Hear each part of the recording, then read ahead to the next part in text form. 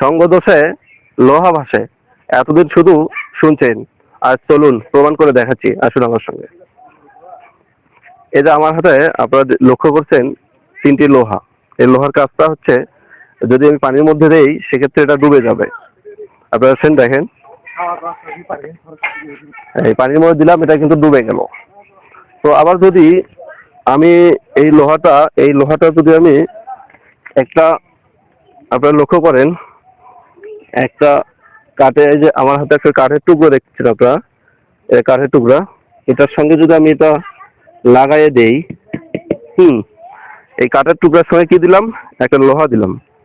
এখন কিন্তু এই লোহাটা আর পানির মধ্যে দিলে ভাসবে না। এই দেখেন, পানির মধ্যে দিলে কিন্তু ওটা ওর সঙ্গে লেগে উপরে মানে ডুবে যাচ্ছে না।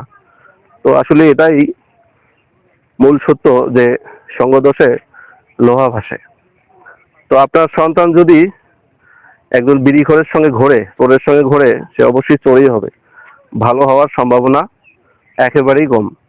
তাই সাবধান আপনাকেই থাকতে হবে, আমাকে না। আসসালামু আলাইকুম রহমতুল্লাহ।